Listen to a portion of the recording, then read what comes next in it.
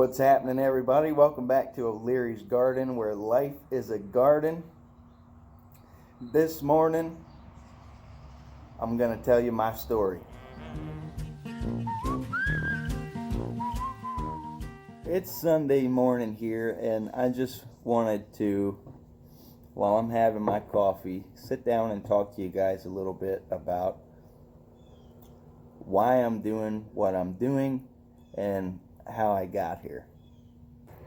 So anyway, my journey into homesteading started 4 or 5 years ago. I was living in a camper in my boss's backyard. I was making like $8 an hour, but hardly had a pot to piss in. Because I was living this close to living in the woods anyway, I was real interested in learning about foraging and living off the land in a survival situation like that, because I was this close to living like that anyway. And I felt I needed to know how to take care of myself, because all it took was one little thing. When you're that low on the pole, one little slip and you're living in on the streets, yeah, whatever, you're homeless. I actually spent some time that way as well. I was working in kitchens and stuff then. I was a cook, and there was a period of time that I lived on the beach. I slept in the beach grass, and then I would go into work cooking people's food. I would shower in like the public bathrooms at the boardwalk. So anyway, eventually I started working at this seafood market, which we also cooked sandwiches and stuff like that. And I was living in a camper in their backyard, and they ended up closing for the season, and I picked up another laborer job about an hour north of where I was living. And I was interested in learning about the survival type stuff, so I was trying to find a podcast to listen to on my ride from Laurel to Dover, Delaware. So I hopped on Google and I typed in survival podcast. Any idea what I stumbled upon? Jack Spearcoat. I've been listening ever since. So he kind of brings a new light to the survivalism, which he calls modern survivalism. And his motto is live a better life if times get tougher, even if they don't. Jack the Jerk changed my life. He pushed me to stop thinking of survivalism as a fail-safe, to think of it more as a lifestyle, a way to design your life with resiliency and redundancy, so that if things go wrong, you already know how to do this stuff. You're doing it anyway. In my case, it's what I like to do. But that way, if there's any type of disaster, your life changes as little as possible. So I started gardening.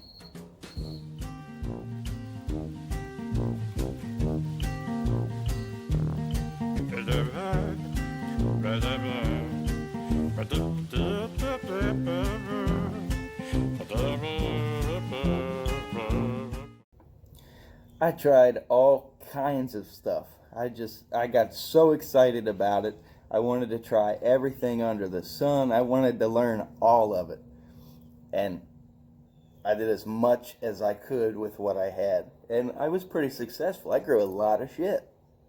Like, it was amazing how easy it was to learn and to get started and actually get a yield. Really just changed the way I looked at my whole life. The things that I could be doing with, to keep myself busy for little to no money, and how much fun it was. From there, I ended up moving into my girlfriend at the time's shed. And I started more working in the electrical trade. I started to learn that. And I would come home from the job sites with wood and stuff out of the dumpsters, anything I could find, and I started to build rabbit hutches.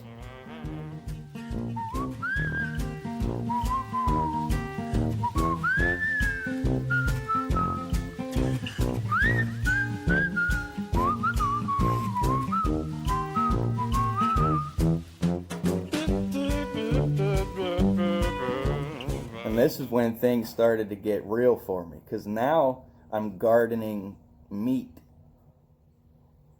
And it was just so amazing to me to be a part of that, a real part of creation and part of nature, that put my hands in that circle of life. It's like a circle. What the fuck? Anyway, now it starts to get really real because I found permaculture. And I started getting real interested in taking these systems that I was working with anyway and designing them to work together, close the loop. It's like a circle. So with the rabbits, all the droppings would fall underneath the hutches. We would let the chickens dig in there. I was also feeding the rabbits whole oats. And the oats would fall down into the rabbit manure under the hutches, and it would grow. And I would let it grow. And then when it started to get tall, I would cut it, feed it to the rabbits. Now we have a almost 2-acre property, and I'm starting all over again. We've turned this shed into the chicken coop. I've got some videos on that, and I've got into kind of collecting the rainwater off of the chicken coop, collecting that and building automatic water system for the chickens. I'm going to tie in to feed the rabbits. We got bird feeders all over, and when the birds knock stuff like that out of the feeders, we let that grow. When it gets tall, we bring it to the chickens. And soon, we've kind of got a half-ass garden going this year, but soon that little thing that we're building out there is going to be a compost machine. And then so you just work to trim the fat off of your systems and close that loop. So the chickens and the rabbits will eat from the garden, and then they will produce manure that will be composted and applied back to the garden. See how that works? This stuff has brought me so much fulfillment in my life. It feels like the only real thing I've ever done. And it feels like the only real thing you can do is plant your feet in the garden and be a part of those systems that feed and care for the earth and the people. Permaculture. And live the way we're meant to as human beings, and the way we did live for a long, long time, until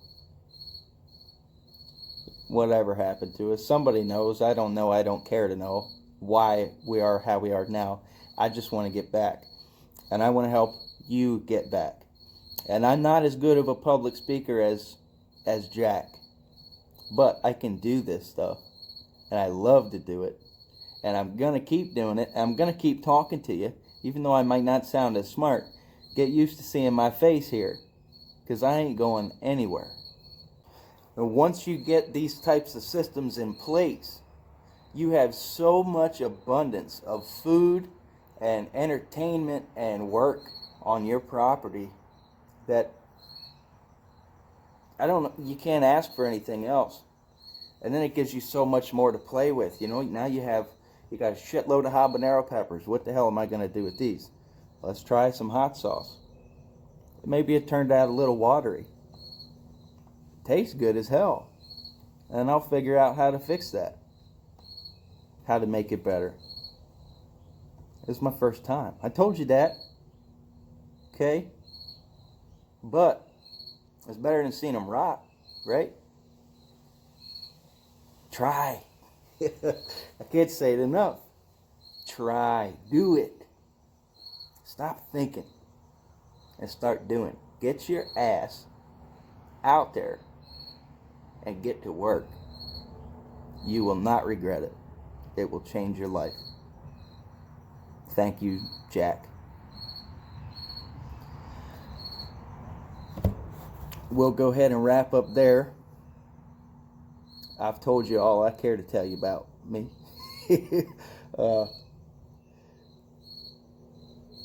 Remember, if you enjoy the stuff we're doing here, please help support us by doing your Amazon shopping at o'learylink.com. Thank you for watching, and I'll see you on the next one.